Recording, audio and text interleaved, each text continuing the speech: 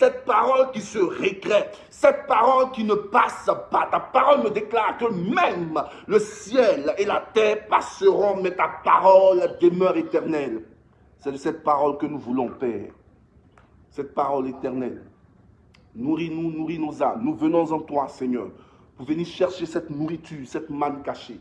Nourris nos esprits en ce soir, afin que, Seigneur, nous soyons capables de comprendre les mystères de ta parole. Béni sois-tu, Père. En ton nom, nous prions ce soir. Que le peuple dise Amen, Amen, Amen. Amen. Il est important de comprendre, il est important, très important de comprendre ce que Dieu est en train de nous dire quand il parle de la vibration des eaux. Au commencement, l'Esprit de Dieu se mouvait à la surface des eaux. C'est le français que nous recevons. Mais la vraie version dit que l'Esprit de Dieu vibrait sur les eaux. Il faisait vibrer les eaux. Mais regardez quelque chose, la parole de Dieu nous dit quoi? En Dieu, il n'y a quoi? Il n'y a aucune onde de variation. Pourquoi la parole de Dieu parle d'onde? Parce qu'au commencement, la parole de Dieu a parlé de vibration. Et toutefois qu'il y a vibration, il y a création d'énergie, il y a création d'ondes. Raison pour laquelle plus tard, la parole de Dieu revient sur le même principe et nous dit qu'en Dieu, il n'y a aucune onde de variation. Les ondes que Dieu dépose sur les eaux depuis la création sont ces mêmes ondes. Quel que soit le temps ou l'espace, ces ondes sortent de Dieu, c'est son ADN qu'il dépose sur les eaux et sur notre corps qui est fait à 80% d'eau. C'est un principe terrible. Amen. Amen, amen. Ce n'est pas l'exhortation de ce soir. Nous allons aller rapidement. Ce soir, je voudrais que vous gardiez vos Bibles à côté de vous parce que nous allons parcourir la parole de Dieu. Parce que le Seigneur veut nous nourrir, veut nous donner quelque chose de solide ce soir. Le Seigneur veut nous donner quelque chose de très, très solide. Et nous allons rentrer dans la parole de Dieu. Nous allons sonder les Écritures ce soir. Donc, gardez votre Bible à côté de vous, s'il vous plaît. Nous allons aller rapidement dans le livre de Genèse 1, verset 27. Genèse 1, 27. Je fais la lecture rapidement. Dieu créa l'homme à son image et il le créa à l'image de Dieu. Il créa l'homme et la femme.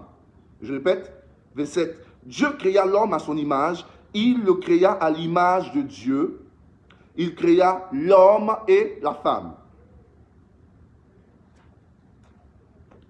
Automatiquement, il y a deux choses qui attirent mon attention. Mais ce soir, je voudrais qu'on se focalise sur une seule chose, qui sera le socle et qui sera la base de notre exhortation de ce soir. Deux choses, comme je le dis, mais nous porterons notre attention sur une seule chose.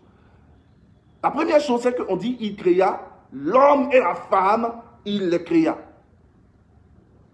Je veux juste provoquer votre intelligence spirituelle. On pourra débattre de cela plus tard avec l'aide du responsable Alain. Dieu créa l'homme et la femme et il les créa. Il n'a pas créé l'homme d'abord et la femme plus tard. Il créa l'homme et la femme et ensuite il les créa. Ok? Réfléchissons là-dessus plus tard. Mais le point qui attire notre attention ce soir, c'est que la parole de Dieu nous dit que Dieu créa l'homme à son image.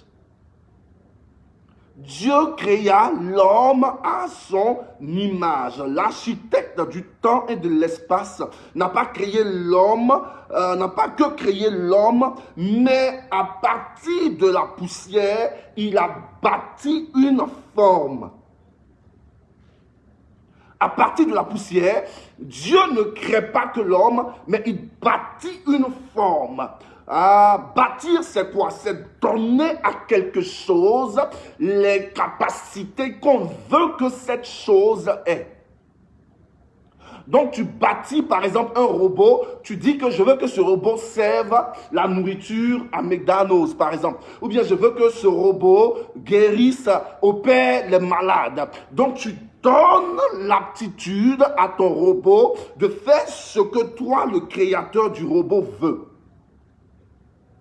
Donc Dieu, en créant l'homme à son image, bâtit un être à partir de la poussière. En d'autres termes, il dépose dans cet être tout son ADN, toute l'essence de sa personne. Dieu a donc mis dans cette forme toutes les caractéristiques de sa personne. Suivez bien la chose. Allons en hébreu. Qu'est-ce que la version hébreu nous dit? La version française ici nous dit que Dieu crée l'homme à son image. Mais la version hébreu nous dit que le mot utilisé pour image est le mot Tselem. Et le mot Tselem, T-Z-E-L-E-M. Tselem. Et le mot Tselem utilisé pour image en français veut dire ombre. Et laisse-moi provoquer ton esprit ce soir. Dieu n'a pas que créé l'homme à son image.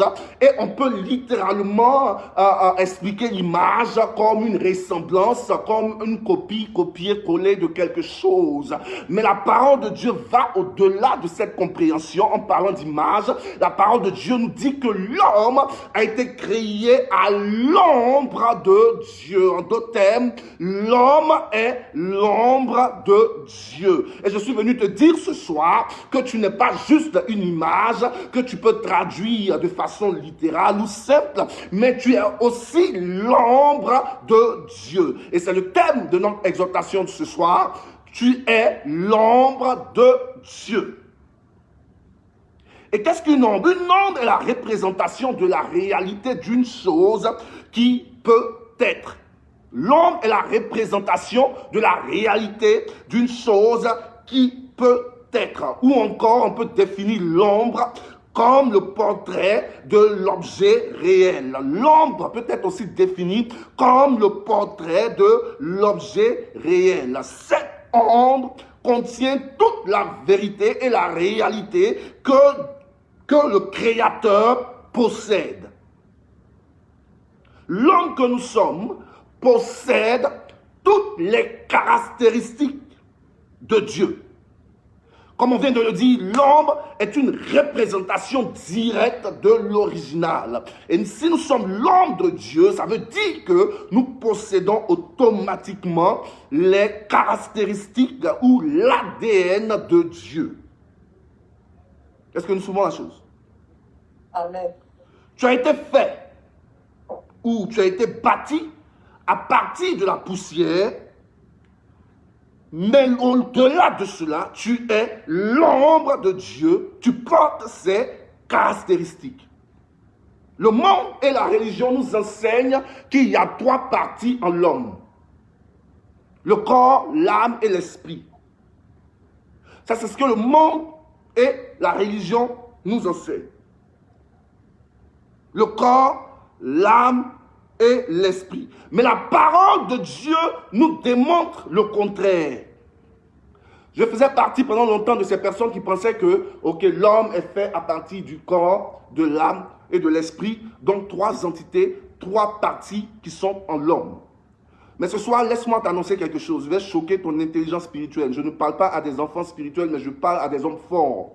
Je parle à des hommes capables de porter la parole de Dieu. Et porter la parole de Dieu n'est pas un jeu. La parole de Dieu, c'est quelque chose de consistant. C'est l'essence même de toute chose. Parce que toute chose, le monde a été fait à partir de la parole. Donc la parole est quelque chose d'essentiel, quelque chose de tangible. Et nous devons toujours être prêts à porter la parole de Dieu. Si donc la science ou la religion nous dit que l'homme est fait de trois parties, le corps, l'âme et l'esprit, la parole de Dieu nous démontre par A plus B que l'homme est fait de 5 parties. L'homme est fait de 5 parties. La première partie qui est le corps et l'âme. Je faisais partie de ceux-là qui dissociaient le corps à l'âme. Mais ce soir, la parole de Dieu va nous démontrer que le corps et l'âme sont attachés les uns aux autres. Ils sont différents, mais ils ne sont pas dissociables. Tu ne peux pas dissocier le corps de l'âme, parce que sans le corps, l'âme n'est rien, et sans l'âme, le corps n'est rien. S'il n'y a pas d'âme en nous, nous sommes juste couchés à terre, morts. Et s'il n'y a pas de corps, l'âme ne peut pas être sur la terre, l'âme sera ailleurs. Donc les deux sont ensemble, les deux ont besoin de l'autre. Donc le corps, la nature de base de l'homme n'est pas juste le corps, mais le corps qui contient en lui l'âme. Le corps est donc le reflet de l'âme. Genèse 9, verset 4 nous dit que l'âme est attachée à la chair. Vous pouvez le noter, vous pouvez le lire plus tard, même pendant que je parle, pour vous éclaircir l'idée. Je vais avancer pour ne pas perdre de temps. Genèse 9, verset 4 nous dit que l'âme est attachée à la chair ou au corps. Et Lévitique 17, verset 11 nous dit que l'âme du corps se trouve dans le sang. Vous ne devez pas boire du sang, vous ne devez pas manger la chair, parce que tout est associé les unes aux autres. Lévitique 17, verset 11, nous dit que l'âme du corps se trouve dans le sang. Le mot être vivant, suivez bien la chose, dans Genèse 2, verset 7. Vous voulez qu'on lise cela? Genèse 2, verset 7, je lis. L'Éternel Dieu forma l'homme de la poussière de la terre. Il souffla dans ses narines un souffle de vie et l'homme devint un être vivant. C'est ce que Louis II nous dit. L'homme devint un être vivant. Mais l'être vivant peut être transcrit comme âme vivante parce que le mot hébreu pour être vivant est nafesh. Être est nafesh, qui ne veut pas dire être, mais qui veut dire âme. Donc Genèse 2, verset 7 nous dit que l'homme est devenu une âme vivante. Donc non seulement la chair ou le corps est rattaché à l'âme, parce que le sang, la vie se trouve dans le sang et l'âme se trouve dans le sang de l'homme. Ils sont rattachés les uns aux autres. Mais regardez, il y a une différence majeure qui apparaît automatiquement et qui montre que Dieu est vraiment l'architecte de l'univers. Genèse 1, verset 20, nous dit que l'eau a créé des animaux. En d'autres termes, l'eau a produit des animaux. Suivez bien la chose. Genèse 1, verset 20 à 21. L'eau a produit des animaux, n'est-ce pas? Et plus loin, le Genèse 1, verset 24, nous dit que la terre a aussi produit des animaux. Mais dans la version hébreu, on ne nous dit pas juste des animaux, mais, si vous voulez, des animaux vivants. Des animaux vivants. Donc l'homme est assimilé à un animal tant qu'il n'a pas le souffle de Dieu. Parce que la terre produit des animaux, Dieu ne souffle pas dans les narines des animaux parce qu'ils sont produits automatiquement par la terre, ils sont produits par automatiquement l'eau. Dieu ne crée pas directement les animaux. Il crée la terre, il crée l'eau, ainsi de suite. Mais la terre produit des animaux et l'eau produit elle aussi des animaux qui n'ont pas besoin que le maître de l'univers souffle dans leurs narines. Mais suivez ce qui se passe dans le livre de Genèse 2, verset 7. La parole de Dieu nous dit quoi? Que Dieu souffle dans les narines de l'homme et l'homme devient un nafesh, c'est-à-dire une âme vivante. La différence est donc claire. Dieu souffle dans l'homme et l'homme donc porte la nature de Dieu. Parce que Dieu souffle dans les narines de l'homme, contrairement à l'animal. C'est là qu'il y a la différence entre l'animal et l'homme. L'homme porte la nature directe, l'une des particules les plus importantes de Dieu, le souffle. Dieu souffle dans les narines de l'homme.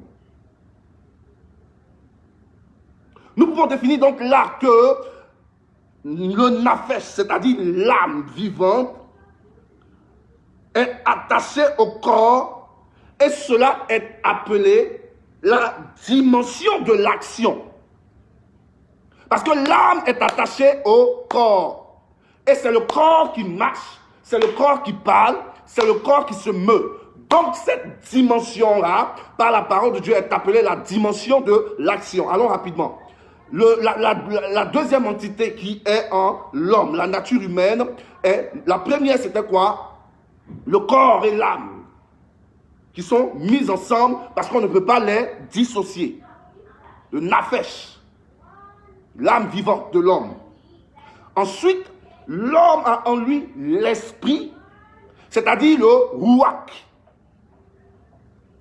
L'esprit vient de Dieu. Ecclésiaste 12, verset 7 nous le dit. Vous pouvez le noter, vous pouvez le lire plus tard. L'esprit vient de Dieu et contrairement à l'âme qui est attachée au corps et incapable de se connecter aux choses spirituelles, l'esprit est capable de se connecter au ciel et de communier avec Dieu. Parce que Ecclésiaste 12, verset 7 nous dit que l'esprit vient du ciel. Et Ecclésiaste 3, verset 21 nous dit que c'est Dieu qui donne l'esprit et c'est Dieu qui aussi reprend l'esprit. Donc si l'esprit vient du ciel, si l'esprit vient de Dieu qui donne son esprit, ça veut dire que l'homme a en lui une entité capable de se déplacer dans le temps et dans l'espace et de retourner à Dieu automatiquement. Je vais choquer l'intelligence de quelqu'un. Tu n'as pas besoin de mourir pour aller au ciel. Tu n'as pas besoin de mourir pour être dans la présence de Dieu. Parce que le prêtre, le souverain sacrificateur, quand il allait dans la présence de Dieu, il devenait un esprit et il communiait avec Dieu. Je vous ai parlé des chérubins. Lorsque l'hébreu porte à la talite, il devient automatiquement un chérubin. Le chérubin, c'est cet être qui est automatiquement en face de Dieu, où il n'y a aucune barrière, où il n'y a aucun obstacle. Le chérubin est face à face avec Dieu. Donc l'esprit qui vient de Dieu et qui est en l'homme est à tout moment capable de retourner vers Dieu et de communier avec Dieu, de communiquer avec Dieu. L'âme plutôt, ne peut pas se détacher de la chair ou ne peut pas se détacher du corps. À partir du moment où l'âme est détachée du corps, c'est que le corps n'existe plus et l'âme va dans un autre monde que la parole de Dieu appelle les Sheol, les 7 mondes de la mort. C'est là que l'âme se trouve. Mais tant que le corps est vivant, l'âme est toujours assimilée au corps. Et l'âme est donc assimilée aux choses terrestres, aux choses mondaines. L'âme ne peut pas percevoir les choses spirituelles. Mais l'esprit qui vient de Dieu, comme Ecclésiaste nous dit, et qui est donné par Dieu et repris par Dieu, est capable de retourner à tout moment vers Dieu. C'est ce que la parole de Dieu appelle la dimension de la révélation. Parce que l'âme est capable d'arriver devant Dieu et de contempler Dieu. Et à partir du moment où l'âme est dans la présence, l'esprit plutôt, est dans la présence de Dieu et contemple Dieu continuellement, l'esprit automatiquement a la révélation directe de Dieu. On avance rapidement. Le corps et l'âme. Le corps bat l'âme, qui sont ensemble. Ensuite, la deuxième entité qui est dans l'homme, c'est quoi? L'esprit ou le ruach. L'esprit. Le souffle de Dieu. Ensuite, on a la troisième entité qui est le souffle de l'homme. Le souffle de l'homme que la parole de Dieu appelle le neshama. Le neshama. Le souffle de l'homme. Le souffle de l'homme, neshama, qui est automatiquement l'intellect ou la compréhension. Quand on entend le souffle de l'homme, on pense que c'est notre respiration, le souffle. Ça peut être cela, mais l'hébreu définit le souffle de l'homme comme l'intellect ou la compréhension, c'est-à-dire la partie de l'homme qui est capable de cogiter, de raisonner, et c'est aussi là qu'il y a différence entre l'homme et l'animal, parce que Dieu ne met pas le neshama dans l'homme. Dieu met son souffle dans l'animal plutôt. L'animal est un animal vivant. Maintenant, l'animal ne porte pas le neshama, qui est la partie intellectuelle, qui est la partie qui permet de parler, qui permet de cogiter, qui permet de raisonner, qui permet de comprendre. L'animal ne possède pas cette partie, mais l'homme possède cette partie qui est le souffle, le neshama, le souffle de l'homme. Et Job 32, verset 8, nous dit que c'est l'intellect spirituel de l'homme qui essaie de percer et de comprendre et d'appliquer les principes spirituels. Vous pouvez lire Job 32 plus tard, verset 8. Le neshama, le souffle de l'homme. Ce n'est pas forcément le souffle comme on l'entend, mais c'est la partie intellectuelle de l'homme qui communique avec Dieu, qui parle avec Dieu, qui cogite avec Dieu, qui raisonne avec Dieu. C'est à cause du neshama que l'homme peut dominer et régner sur la terre. C'est à cause du neshama que l'homme nomme les animaux. C'est à cause du neshama que l'homme est mis au-dessus des animaux. Donc le neshama, en quelque sorte, nullifie les pensées humaines et va à l'essentiel au lieu de l'éphémère. Je répète, le neshama nullifie les pensées de l'homme. C'est-à-dire l'homme ne réfléchit plus de façon humaine, mais à cause du neshama, l'homme focus, se base, se concentre sur le spirituel au lieu des choses passagères, au lieu des choses éphémères. On a donc le corps et l'âme, qui est la première partie. La deuxième partie qui est le ruach, c'est-à-dire l'esprit de Dieu qu'il met en l'homme. La troisième partie qui est le souffle de l'homme, la partie intellectuelle qui permet à l'homme de raisonner, de communiquer avec Dieu, qui est le neshama. Et la quatrième partie qui est l'esprit vivifiant. En d'autres termes, le ruach shaya, que Dieu dépose en l'homme. Et dans Genèse 2, verset 7, la parole de Dieu nous dit que l'homme devient un esprit vivant, une âme vivante. Genèse 2, verset 7 nous dit que l'homme devient une âme vivante. C'est-à-dire, l'homme devient un nafesh shaya. Dieu lui donne son esprit, le ruach. Regardez bien ce que je suis en train de faire. L'homme devient un esprit, une âme vivante. Dieu lui donne son ruach. Il porte donc l'esprit de Dieu. Et il lui donne un intellect et une compréhension, c'est-à-dire le neshama, la compréhension, le souffle de l'homme. Ces trois éléments combinés font de l'homme plus une âme vivante, mais un esprit vivifiant. La quatrième partie de l'homme. L'homme devient automatiquement un esprit vivifiant, le ruach shaya. Je voudrais qu'on lise un verset important, 1 Corinthiens 15, verset 45.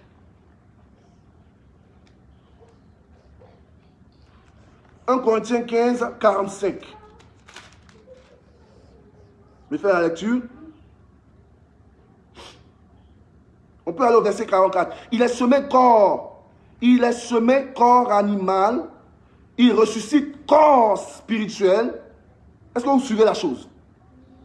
Il est semé corps animal, il ressuscite corps spirituel. S'il y a un corps animal, il y a aussi un corps spirituel. Verset 45. C'est pourquoi il est écrit, le premier homme, Adam, devint une âme vivante. Le dernier Adam est devenu un esprit vivifiant.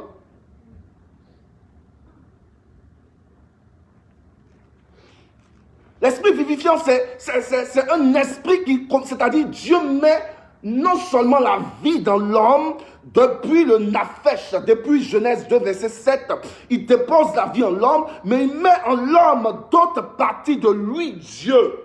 Il dépose cela aussi en l'homme, et au fur et à mesure, l'homme passe d'une âme vivante à un esprit vivifiant. Un esprit vivifiant, c'est un esprit, c'est-à-dire c'est une particule qui se récrée. Quelque chose qui se vivifie, c'est quelque chose qui donne la force, c'est quelque chose qui communique la force, c'est quelque chose qui contamine. Donc l'homme qui porte cet ADN de Dieu, cet autre caractère de Dieu qui est un esprit vivifiant, est capable de créer la vie partout où il passe. L'homme est automatiquement capable de communiquer la vie là où il y a la mort. Raison pour laquelle la parole de Dieu dit, voici les miracles qui accompagneront ceux qui auront cru. Partout où l'homme passe, l'homme est accompagné de miracles parce qu'il est un esprit vivifiant. Il communique la vie là où il y a la mort. Il porte l'ADN de Dieu.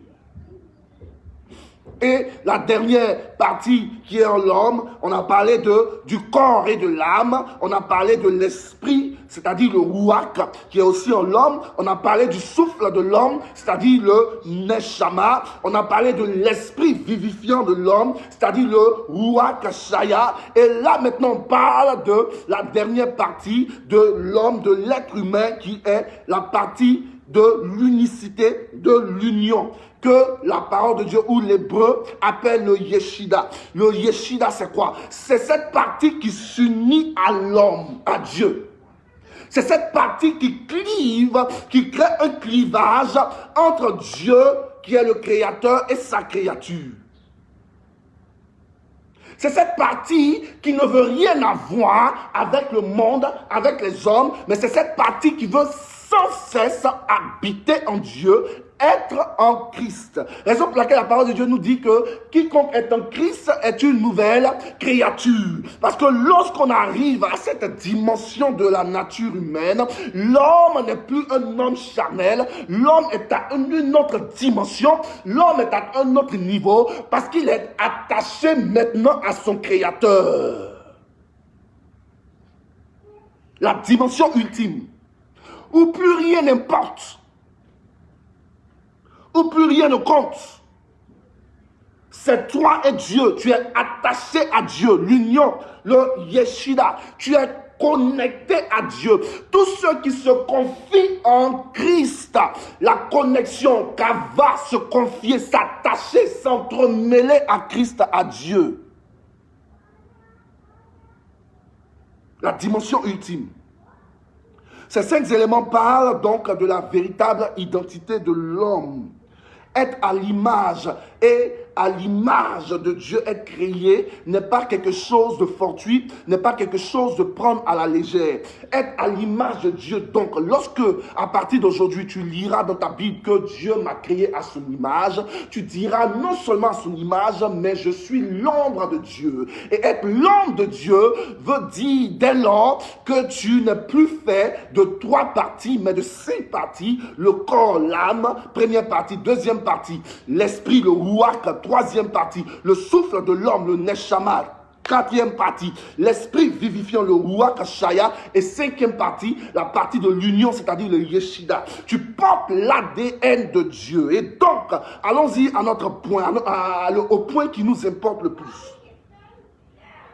Si nous portons l'ADN de Dieu, si nous disons que l'homme a en lui ces 5 particules, ces 5 éléments, ça veut dire que Dieu, dont nous sommes l'ombre, porte lui aussi ces mêmes choses. Cela va vous surprendre. Cela va vous surprendre. Suivez bien la chose.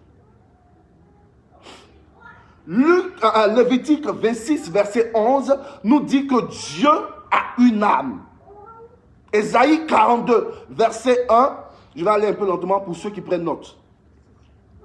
Lévitique 26, verset 11, nous dit que Dieu a une âme. Dieu a une âme.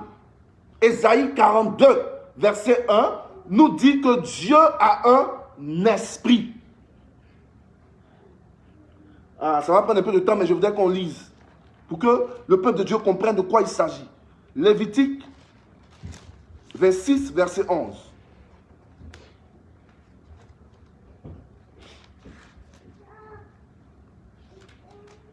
Lévitique 26, verset 11. Quelqu'un d'autre va me prendre rapidement Ésaïe 42, verset 1. Mon épouse va prendre Ésaïe 42, verset 1. La sœur Esther va prendre Job 33, verset 4. Job 33, verset 4. Et notre frère Laurence va prendre Nombre 14, verset 21. Nombre 14, verset 21. Donc pour l'heure, nous lisons Lévitique 26, verset 11. Lévitique 26, verset 11. J'établirai ma demeure au milieu de vous et mon âme ne vous aura point en horreur. C'est Dieu qui parle. J'établirai ma demeure au milieu de vous et mon âme ne vous aura plus en horreur. Nous voyons là donc que Dieu a aussi une âme. Allons rapidement. Ésaïe 42, verset 1. Tu vas lire à haute et intelligible voix, s'il te plaît. Ésaïe 42, verset 1. Ésaïe 42, verset 1. Voici mon serviteur que je soutiendrai, mon élu en qui mon âme prend plaisir. En qui mon âme prend plaisir. Et ensuite, j'ai mis mon esprit, et j'ai mis mon esprit sur lui. Il annoncera la justice aux nations. Amen. En qui mon âme, non seulement mon âme prend plaisir, mais j'ai déposé mon esprit sur lui. Donc non seulement Dieu a une âme, mais il a aussi un esprit. Et là encore, un esprit, excusez-moi. Et là encore, la connexion est faite entre l'âme et l'esprit. Jean 33, verset 4.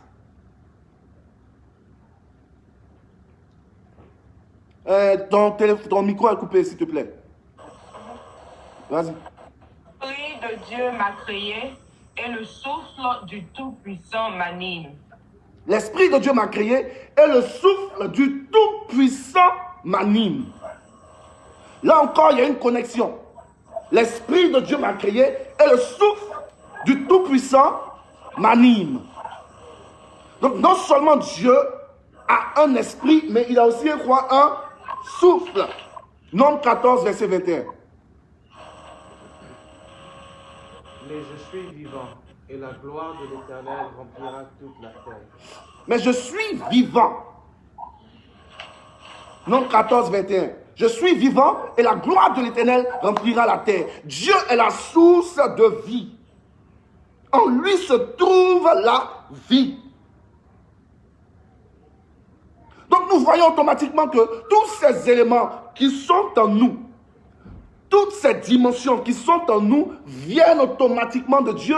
Comme je vous le disais tantôt, au commencement, l'Esprit de Dieu couvait les eaux. Il couvait comme une poule qui couvre, pas qui couvre, qui couvre ses œufs. La différence est claire. Quand elle couvre les œufs, elle met toute sa chaleur sur les œufs. Et elle ne fait pas que ça soit sur l'œuf, mais elle communique son ADN à ses poussins. Et l'Esprit de Dieu qui se mouvait, qui couvrait, qui vibrait sur les eaux, était en train de communiquer. Dieu était en train de nous montrer en quelque sorte ce qui est en train de se passer depuis l'éternité. L'homme qui est fait de 80% d'eau et l'esprit qui vibre sur les eaux nous dit que Dieu est en train de communiquer quelque chose à toi et moi. Dieu nous donne son ADN. Donc être créé à l'image de Dieu selon sa ressemblance veut dire aussi que nous portons Dieu en nous. C'est ce que cela veut dire. Donc quand nous lisons à partir d'aujourd'hui, je suis créé à l'image de Dieu, nous comprenons exactement ce que Dieu est en train de dire là. Nous sommes des êtres riches. Tu n'es pas juste un être faible. Je le dis dans toutes mes prédications parce que c'est à cela que le Seigneur m'appelle. C'est le message que le Seigneur me donne pour l'humanité. Chaque homme de Dieu a son message.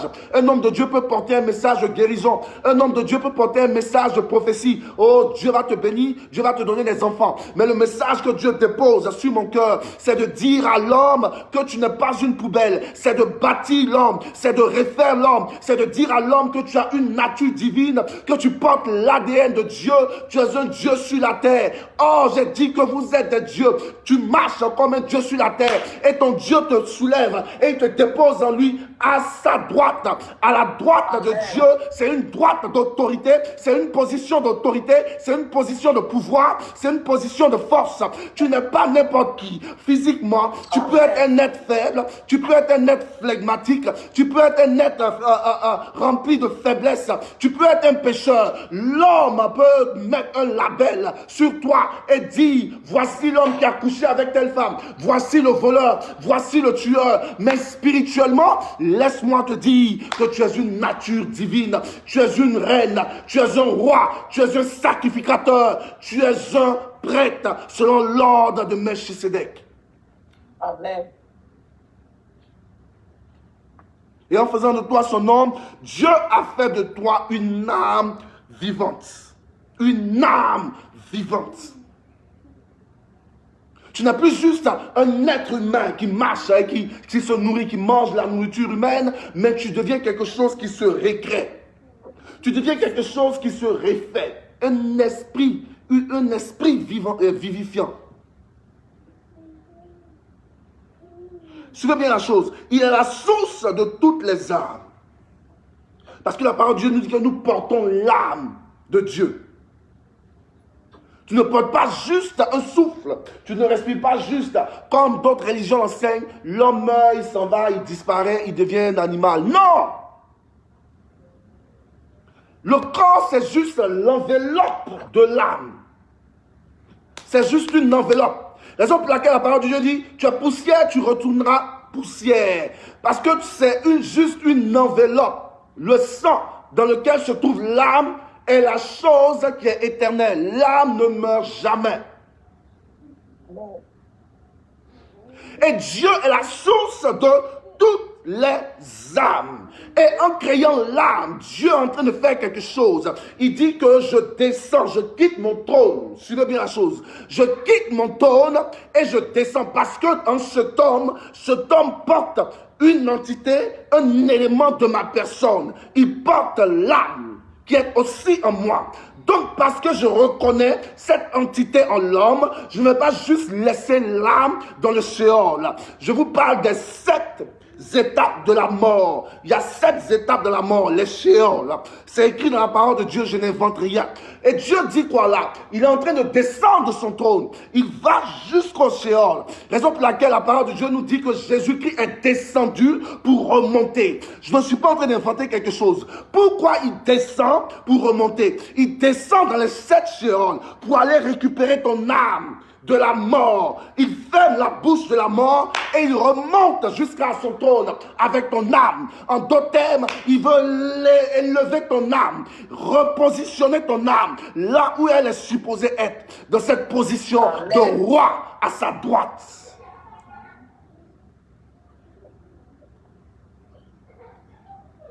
Il te donne son esprit.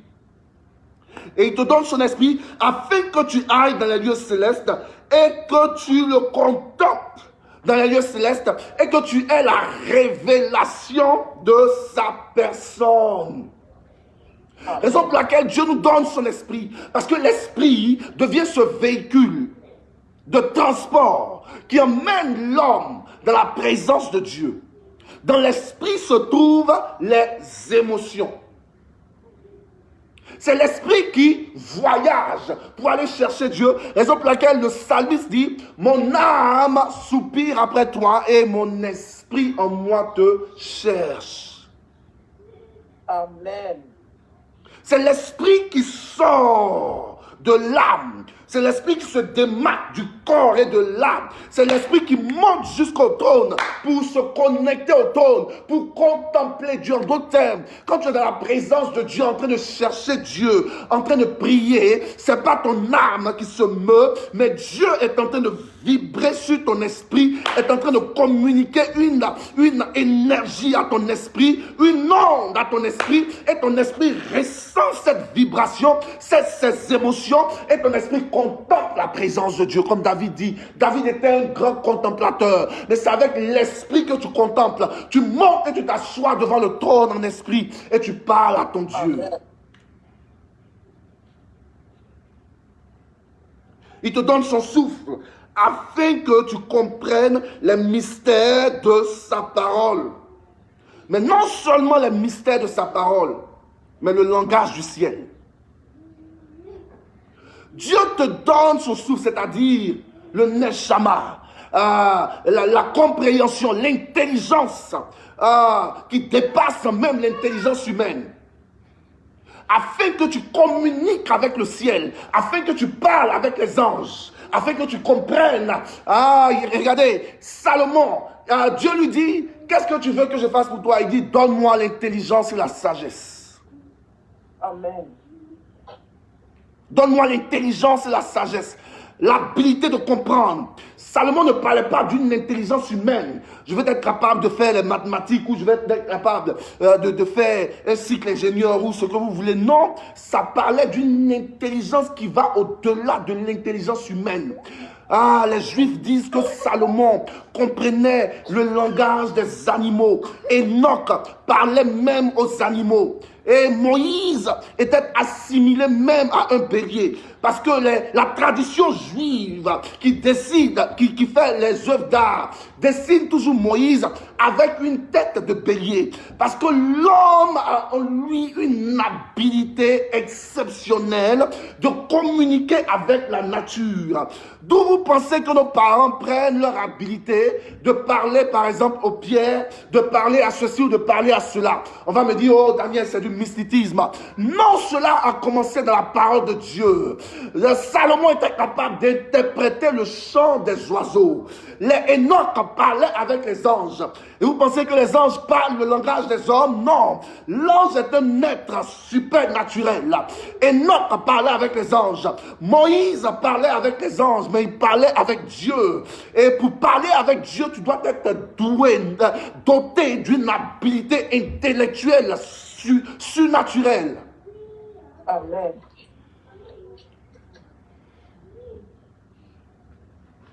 Je vais faire la fin, il te donne la vie. Et il te donne la vie afin que tu puisses communiquer au monde, la communiquer au monde. Il te donne la vie afin que tu puisses la communiquer au monde. Partout où tu passes, tu dois donner la vie. C'est pas possible que tu aies l'ADN de Dieu en toi et que tu arrives dans un coin et on parle de la mort. La parole de Dieu me dit que la mort n'a pas pu le retenir. Il a vaincu la mort. Il est la vie. Il est la source de vie. Et partout où tu passes, tu es un esprit vivifiant. Tu es capable de donner. Tu n'es plus l'être qui est couché devant Dieu. Seigneur, donne-moi. Donne-moi une maison. Seigneur, donne-moi une voiture. Oh Seigneur, donne-moi une femme. Seigneur, donne-moi un mari. Non! Tu deviens une âme vivifiante, c'est-à-dire une âme qui se récrée, une âme qui se refait et qui communique ce qu'elle a en elle. Le dernier point, il s'est finalement donné à nous pour faire avec nous une seule chair. L'union mystique, c'est ce que j'appelle l'union mystique, c'est ce que la théologie appelle l'union mystique. Il s'est donné à nous carrément pour que nous fassions une seule chair. Ça, c'est la dimension ultime de l'homme.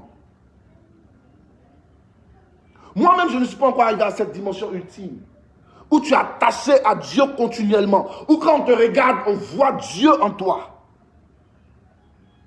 C'est la dimension ultime. Tu atteins l'union mystique, l'union sacrée entre la créature et le créateur, entre le ciel et la terre. Il y a une unicité. La parole de Dieu me déclare dans le livre de Deutéronome que Dieu est un. Et parce qu'il est un, il a créé le principe de l'unicité pour que nous comprenions qu'il est un et que tant que nous sommes en lui, nous devenons un. Pourquoi vous pensez qu'il a envoyé le principe de l'unicité dans le jardin d'Éden en créant l'homme et la femme? L'homme quittera son père et sa mère et s'attachera à sa femme et ils formeront une seule chair. Dieu bien vrai pour parler là de l'union entre l'homme et la femme, mais Dieu allait au-delà de ça et il était en train de donner à l'humanité le principe de l'unicité. L'homme, la créature qui s'attache au créateur et qui ensemble forment une seule chair. Il a fait pour Abraham. Amen. Il a fait pour Abraham. Il a dit, ton nom, pas d'Abraham à quoi? Abraham.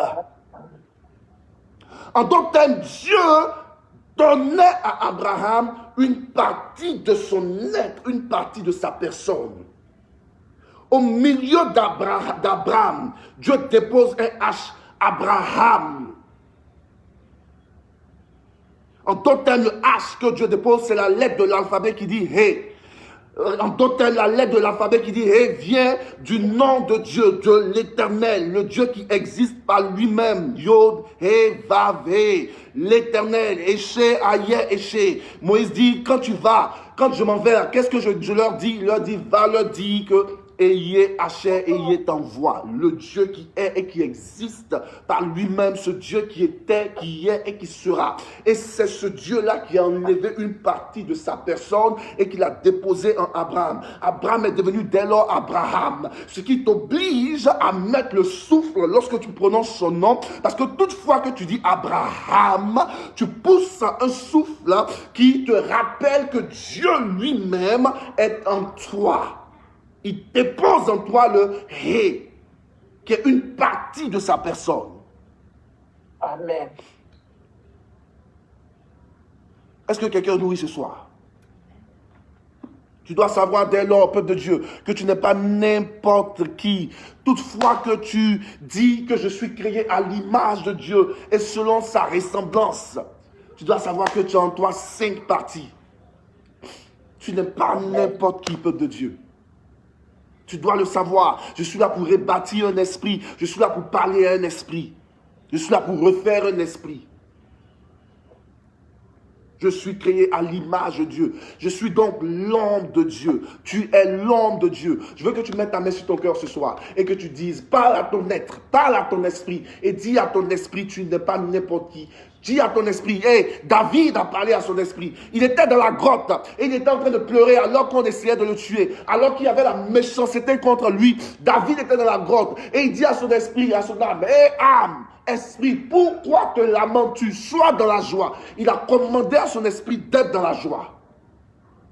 Parle à ton esprit ce soir et dis à ton esprit, esprit, je te déclare à compter de ce soir que tu n'es pas n'importe qui. Tu es un esprit vivifiant. Tu es un esprit vivifiant. Tu es l'ombre de Dieu. Tu es l'ombre du Créateur. Tu portes en toi l'ADN du Créateur. Quelqu'un t'a dit que peut-être que tu es insignifiant. Quelqu'un t'a dit peut-être que tu es nul. Le diable te dit couramment tous les jours que tu ne réussiras jamais. Mais dis-lui ce soir que tu es l'ombre de Dieu. Élevons nos voix et parlons à nos esprits ce soir. Disons à notre esprit que nous sommes l'ombre de Dieu. Prions tous ensemble, s'il vous plaît. Merci pour cette grâce que tu m'as faite. Merci pour Dieu.